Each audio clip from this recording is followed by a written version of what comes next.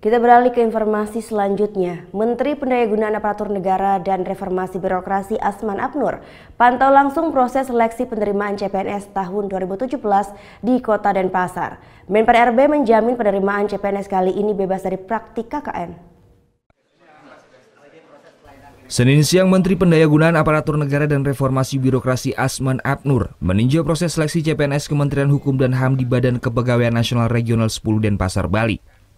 Pada penerimaan CPNS tahun 2017, Kementerian Hukum dan HAM menggunakan seleksi berbasis komputer, yakni Computer Assisted Test. Tes seleksi berbasis komputer ini merupakan salah satu terobosan pemerintah untuk menghasilkan PNS yang kompetitif, transparan, dan bebas dari praktek KKN. Peserta juga bisa langsung mengetahui skor atau nilai hasil tes.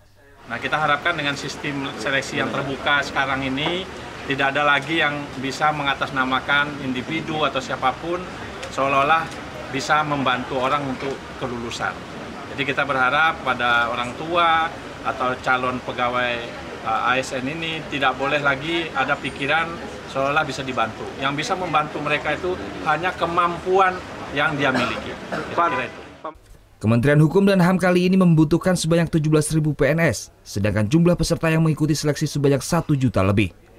Peserta diwajibkan mengerjakan sebanyak 100 soal yang terdiri dari tes wawasan kebangsaan, tes intelijensi umum, dan tes karakteristik pribadi. Metode Computer Assisted Test ini akan digunakan untuk semua proses penerimaan CPNS. Untuk tahun ini pemerintah membuka lowongan CPNS di 61 instansi pemerintahan. Kementerian Hukum dan HAM merupakan yang pertama menerapkan metode ini. Surya Sanjaya melaporkan untuk NET.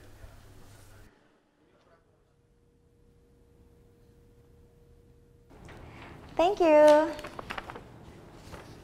Udah selesai nonton beritanya? Jangan pergi dulu dong. Subscribe dulu dan nonton tayangan lainnya di sini. Subscribe, nonton lagi. Subscribe, nonton lagi.